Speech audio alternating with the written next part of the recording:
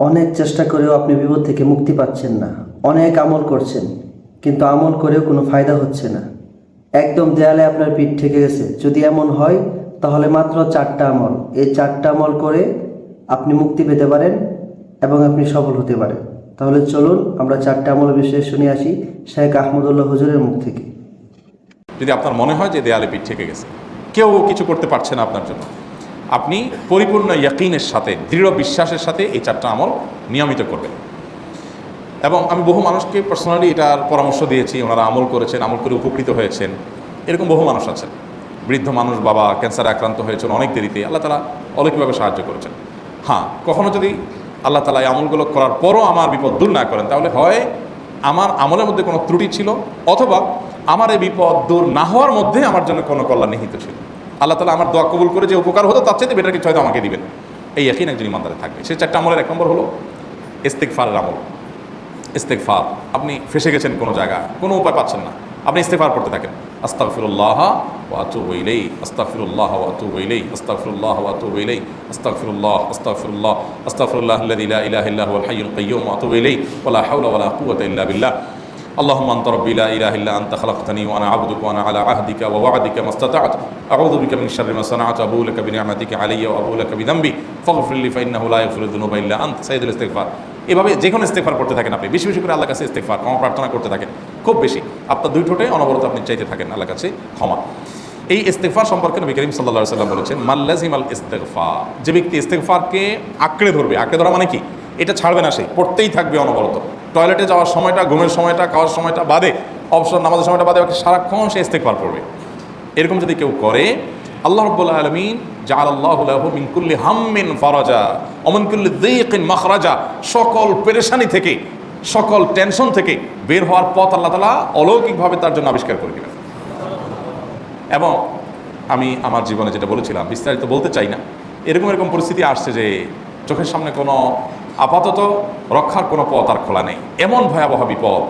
ইস্তেগফার করতে করতে এমনভাবে আল্লাহ তাআলা সাহায্য করেছেন যে এটা কল্পনা করলেও মনে হয় যে স্বপ্নের মতো। কিভাবে এখন এই লোক এই জায়গায় আসলো আমার সাহায্যের জন্য, এই লোক তো এটা আমি এই জায়গায় আসার কথা না, ঠিক উনি এসে হাজির হয়ে গেলেন এবং উপকারটা, আমার সমাধানটা হয়ে গেল সমস্যা। তার মানে শেখ আহমদুল্লাহ সাহেব ইস্তেগফার আমলটা করেছেন, তাই আমরা বেশি বেশি ইস্তেগফার আমল করার চেষ্টা করব। তো আলহামদুলিল্লাহ, বহুবার আমি পরীক্ষা করেছি, আর আমার পরীক্ষার 2 পয়সার দাম নাই। হাদিসে বলা আছে, গ্যারান্টি দেওয়া আছে, আমার পরীক্ষা করলেই কি না করলেই কি। তাহলে একটা আমল হলো কি, ইস্তেগফার। সব সময়ের জন্য এটা কন্টিনিউয়াস করবেন, আর এমনিও অবসর সময় ইস্তেগফার করবেন। আরবদের মধ্যে সৌন্দর্য আছে, তারা বিভিন্ন ডাক্তারের ওয়েটিং রুমে বা বিভিন্ন জায়গায় মানুষ যেখানে অপেক্ষা করে পাবলিক প্লেসগুলোতে লিখে রাখে ইস্তেগফার করুন। আপনার হাইওয়েগুলোর পাশে লেখা থাকে ইস্তেগফার করুন, এবং তারা আসলে একটু পরপর দেখা যায় ইস্তেগফার করে। ভালো মন্দ গুণ সবার মধ্যে আছে, তাদের এই ভালো গুণটা আছে, ইস্তেগফার বেশি বেশি করা। আমরা ইস্তেগফার সচরাচর এইভাবে অনবরত অবসর সময় করার অভ্যাস অনেকের মধ্যেই নেই। আমরা এটা চালু করবো ইনশাআল্লাহ। বিশেষ করে যখন কোনো সমস্যা হবে তখন ইস্তেগফার চলতে থাকবে মুখে অনবরত, ধীরে ধীরে মহব্বতের সাথে নিজেকে, নিজের পাপ অপরাধগুলোর কথা স্মরণ করে আল্লাহর কাছে মাফ চাইতে থাকবো, পেরেশানি দূর হবে ইনশাআল্লাহ। 1 নাম্বার 2, দুরূদ। নবী করিম সাল্লাল্লাহু আলাইহি সাল্লামের প্রতি দুরূদ পাঠ করা, এটা যদি আপনি নিয়মিত করতে থাকেন মহব্বতের সাথে, আল্লাহুম্মা সাল্লি আলা মুহাম্মদ ওয়া আলা আলি মুহাম্মদ কামা সাল্লাইতা আলা ইব্রাহিম ওয়া আলা আলি ইব্রাহিম ইন্নাকা হামিদুম মাজিদ, আল্লাহুম্মা বারিক আলা মুহাম্মদ ওয়া আলা আলি মুহাম্মদ কামা বারাকতা আলা ইব্রাহিম ওয়া আলা আলি ইব্রাহিম ইন্নাকা হামিদুম মাজিদ। আপনি একবার ছোট দুরূদ যদি পড়েন, সাল্লাল্লাহু আলাইহি ওয়াসাল্লাম, আল্লাহুম্মা সাল্লি আলা মুহাম্মদ ওয়া আলা আলি মুহাম্মদ, শুধু এইটুকু পড়েন। জাযাল্লাহু আন্না মুহাম্মাদাম মা হুয়া আহলু, শুধু এইটুকু পড়েন। আপনি এভাবে যেই কোনো দুরূদ নবী করিম সাল্লাল্লাহু আলাইহি ওয়াসাল্লাম যদি পড়েন এবং করতে থাকেন অনবরত, ইস্তেগফারের পাশাপাশি দুরূদের ক্ষেত্রে নবী করিম সাল্লাল্লাহু আলাইহি ওয়াসাল্লাম বলেছেন যে এইটা তোমার জন্য যথেষ্ট হয়ে যাবে। তুমি যদি আল্লাহর কাছে আর কোনো দোয়া করতে না পারো, শুধু দুরূদটা পড়ো, তোমার সব পেয়ে যাবে, কিচ্ছু লাগবে না। এক সাহাবী বলছেন, রাসূলুল্লাহ, আমার দোয়ার মধ্যে দুরূদ কত পার্সেন্ট রাখবো? আমি তো আমার অনেক কিছু আল্লাহর কাছে চাইবো, দুরূদ মানে তো নবীজির জন্য দোয়া, মানে আমার জন্য তো আমি দোয়া করবো, আপনার জন্য দোয়া কত পার্সেন্ট করবো?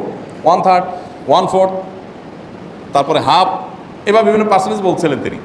নবী করিম সাল্লাল্লাহু আলাইহি ওয়াসাল্লাম বলেছেন যে হ্যাঁ, এর বেশি করতে পারলে আরও ভালো, আরও ভালো।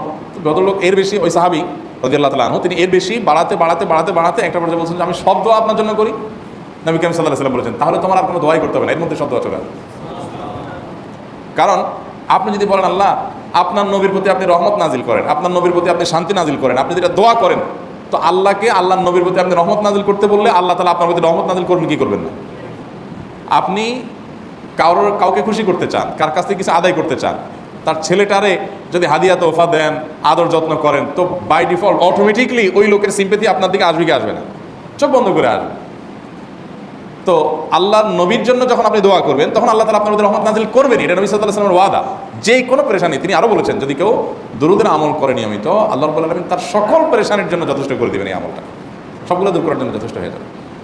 এই দুরূদের আমলটা আমি দেখেছি সুবহানাল্লাহ গুলির মতো কাজ করে। আজকের ঘটনা, এক ভদ্রলোক সকালে একটা টেলিভিশন চ্যানেল, বেসরকারি চ্যানেলে প্রোগ্রাম শেষ করে নামছিলাম লিফটে, তো উপস্থাপক উনি বলছিলেন যে ভাই, মানে দুরূদের আমল পড়ে আমি কিছুদিন আগে একটা ইয়াতে মানে এমন একটা অবস্থা যে এইটা থেকে বের হওয়ার কোনো পথ আর নাই, শুরু করলাম দুরূদ অনবরত। এরপরে আল্লাহ তাআলা আমাকে এমনভাবে উদ্ধার করলেন আমি কল্পনা করতে পারিনি। আলহামদুলিল্লাহ এই আমলগুলো করে অনেক ভাইরা আমাকে অভিজ্ঞতা জানাইছেন যে আলহামদুলিল্লাহ তাদের অভিজ্ঞতা হলো কি। হ্যাঁ, ওই যে বললাম, কখনো যদি আল্লাহ তাআলা আপনার দোয়া কবুল না করেন, তাহলে হয় আমার ত্রুটি আছে, আর না হলে আমার জন্য আল্লাহ তাআলা এর চেয়ে বেটার কিছু রেখেছেন, আমি সেই ইয়াকিন রাখবো ইনশাআল্লাহ বিদিনিল্লাহ। আর এই দোয়াতে সমাধান হবেই হবে, সে বিশ্বাস থাকতে হবে। নবী করিম সাল্লাল্লাহু আলাইহি ওয়াসাল্লাম বলেছেন, হাদিসে কুদসিতে আল্লাহ বলেছেন, আনা ইনদা যান্নি আবদি বি, বান্দা আমার প্রতি যেমন ধারণা করে আমি তেমন আচরণ করি। আপনি যদি চিন্তা করেন, করে দেখি হয় কি না, দেখি ট্রাই করি, তাহলে ওই আল্লাহ তাআলা বলবেন ঠিক আছে দেখতে থাক। আপনি যদি ইয়াকিন করেন যে না, নবী করিম সাল্লাল্লাহু আলাইহি ওয়াসাল্লাম যে বলেছেন অতএব সেটা হবেই, আর আল্লাহ রাব্বুল আলামিনের কাছে আমি ওইভাবেই চাবো যে আল্লাহ দিবেনই, আমি নিয়েই ছাড়বো, ইনশাআল্লাহ গুলি মিস হতে পারে, আপনার দোয়া মিস হবে না। ওই ইয়াকিন, ওই ঈমান আমার মধ্যে আনতে হবে, চেষ্টা করবো তো ইনশাআল্লাহ। তাহলে দুইটা আমল হলো, ইস্তেগফার আর দুরূদ। তার মানে হলো দ্বিতীয় আমল আমাদের দুরূদ। যত বেশি বেশি দুরূদ পড়তে পারেন ততই আপনার জন্য ভালো। 3 নম্বর আরেকটা আমল হলো দোয়া ইউনুস। দোয়া ইউনুস, লা ইলাহা ইল্লা আন্ত সুবহানাক ইন্নী কুনতু মিনাজ জালিমিন। বেশি বেশি পড়তে থাকবেন, যখন বিপদে পড়বেন ইস্তেগফার আর দুরূদ পড়বেন সবচেয়ে বেশি, আর মাঝে মধ্যে দোয়া ইউনুস, লা ইলাহা ইল্লা আন্ত সুবহানাকা ইন্নী কুনতু মিনাজ জালিমিন। আল্লাহ সুবহানাহু ওয়া তাআলা কোরআনে কারিমে এই দোয়ার পরে বলেছেন, ওয়া কাযালিকা নুনজিল মুমিনিন। এই দোয়া পাঠ করার মাধ্যমে ইউনুস আলাইহিস সালামকে পৃথিবীর ইতিহাসের সবচেয়ে অলৌকিক ঘটনা, সকল সায়েন্স, সকল আপনার বিজ্ঞানের তত্ত্ব সবগুলোকে আপনার সবগুলোর বিপরীতে বা সবগুলোকে আপনার ভুল প্রমাণ করে দিয়ে ওই জায়গাটার জন্য আল্লাহ তাআলা ইউনুস আলাইহিসকে মাছের পেটে ঢোকার পর সেখান থেকে আবার জীবিত রেখে বের করেছে। অক্সিজেন অভাবে তো সেখানে এমনি মারা যাওয়ার কথা, আরও নানা কারণে মারা যাওয়ার কথা, তাই না? কিন্তু আল্লাহ তাআলা তাকে রক্ষা করেছেন, কারণ ওই বিপদে পড়ার পর থেকে এইটা পড়তেছিলেন, লা ইলাহা ইল্লা আনতা সুবহানাকা ইন্নী কুনতু মিনাজ জালিমিন। তো আল্লাহ তাআলা কোরআনে বলেছেন এটা ইউনুস, তার নবী ইউনুস আলাইহিস সালামকে আল্লাহ তাআলা এটার মাধ্যমে রক্ষা করেছেন, সেটা তার জন্য খাস না, এটা তার জন্য স্পেশাল না, বরং আল্লাহ বলেছেন ওয়া কাযালিকা নুনজিল মুমিনিন, এটা দিয়ে আমি তাকে রক্ষা করেছি, একইভাবে ঈমানদারদেরকেও এটার মাধ্যমে রক্ষা করব। এটা বড় অস্ত্র পেয়ে গেলাম, দোয়া ইউনুস বেশি বেশি পড়বো ইনশাআল্লাহ, লা ইলাহা ইল্লা আনতা সুবহানাকা ইন্নী। আমার দেশে আবার দেখা যায় বিপদ হয়ে গেলে তখন হুজুর ভাড়া করে যে ভাই আপনারা সবাই মিলে এটা 1 লাখ বার পড়ে দেন, 100 লাখ বার পড়ে দেন, টাকা দিব আপনারা পড়ে দেন। আপনারটা আপনি পড়বেন ভাই, হুজুরদের কাছে দোয়া চান সমস্যা নাই, আর হুজুরদেরকে খাটায়া টাকা দিবেন কেন, এমনি টাকা দিবেন না দিয়ে। আর এই দোয়া নিজে নিজে করতে থাকবেন। ইউনুস আলাইহিস সালাম ওই সময় কি লোক ঠিক করছিলেন যে ভাই আপনারা সবাই দোয়া ইউনুস পড়েন, আমি গেলাম, আমি মাছের পেটে গেলাম, আপনারা বসেন সবাই দোয়া ইউনুস পড়া দেন, করছেন উনি, ওনারটা উনি করছেন, তো আপনারটা আপনি শুরু করবেন দোয়া ইউনুস না। 4 নম্বর আমল হলো ইয়া যাল জালালি ওয়াল ইকরাম। এটা বিশেষ করে পাঠ করবেন। নবী করিম সাল্লাল্লাহু আলাইহি ওয়াসাল্লাম বলেছেন, আলিযু বিয়া যাল জালালি ওয়াল ইকরাম। ইয়া যাল জালালি ওয়াল ইকরাম, এটাকে তোমরা আঁকড়ে ধরবে। ইয়া যাল জালালি ওয়াল ইকরামের মানে কি? এটা আল্লাহকে ডাকা, আর কিছু না। এবং হাদিসে বর্ণিত দোয়া, এটা মাসনুন দোয়া। ইয়া যাল জালালি ওয়াল ইকরাম মানে হে মহা ক্ষমতার অধিকারী, প্রতাপশালী এবং সম্মানের মালিক। এটা বলার মানে হলো আল্লাহর কাছে নিবেদন করা, যেহেতু আপনার প্রতাপ আছে, আপনার জালাল আছে, আপনার বড়ত্ব আছে, হে বড়ত্বের অধিকারী এবং হে সম্মানের অধিকারী, আপনার যেটা আল্লাহ তাআলা এটা আপনার যদি এটা আছে, অতএব হে আল্লাহ আপনি আমাকে এটা দান করুন, আপনার সেখান থেকে আমার প্রতি রহম করুন, আপনার সেখান থেকে আমাকে, আপনার বড়ত্ব থেকে আমাকে আপনি হেফাজত করুন, আপনার একরাম থেকে আমাকে আপনি তাদি আপনি আমাকে রহম করুন। তো সেই দোয়া আল্লাহ তাআলার কাছে নিবেদন করতে পারি, ইয়া যাল জালালি ওয়াল ইকরাম। এর পাশাপাশি তাহাজ্জুদের নামাজ এবং যে কোনো নফল নামাজ, কারণ নবী সাল্লাল্লাহু আলাইহি ওয়াসাল্লাম ইজা হাজাবাহু আমরুন সাল্লাহ, নবীজি সাল্লাল্লাহু আলাইহি ওয়াসাল্লামের কোনো পেরেশানি শুরু হলে আগে ওযু করে 2 রাকাত নামাজ পড়তেন, ওযু করে 2 রাকাত নামাজ পড়তেন। আমাদের যখন পেটে ব্যথা শুরু হয়, আগে কার কথা মনে পড়ে? ডাক্তারের কথা মনে পড়ে। যখন গায়ে জ্বর আসে সবার আগে মনে পড়ে কিসের কথা? নাপা, নাপা, ঠিক না? জ্বর আসছে গায়ে, সবার আগে আমরা কি চিন্তা করি? নাপা। নাপা আপনি চিন্তা করেন, খান, নিষেধ না তো, ওষুধ গ্রহণ করা সুন্নত।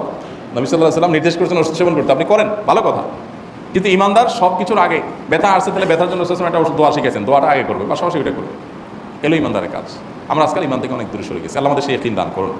তাহাজ্জুদের সময় দোয়া, অনেক বেশি দোয়া করবে। তাহলে 4টা আমল ইনশাআল্লাহ আপনাকে এই ভয়াবহ বিপদ থেকে উদ্ধার করার জন্য সাহায্য করবে ইনশাআল্লাহ। সে ইয়াকিন নিয়ে করবেন। সেই সাথে as-সাদকাতুল বলা, দান সদকা করা, অন্যান্য যে আমলগুলো আছে টুকটাক সেগুলোর সাথে সাথে চালান। বাকি এই 4টাকে বেসিক্যালি একটু জোরভাবে। তো ইনশাল্লাহ যদি আপনি এই 4টা আমল একদম খাস দিলে শুধুমাত্র আল্লাহর জন্য করেন, তাহলে অবশ্যই আপনি সকল প্রকার বালা মুসিবত বিপদ আপদ থেকে মুক্তি পেতে পারেন। তাই আমরা সকলেই এই আমলটা মন থেকে করব, তাহলে আল্লাহ তাআলা আমাদের উপর রহম করবেন। আসসালামু আলাইকুম।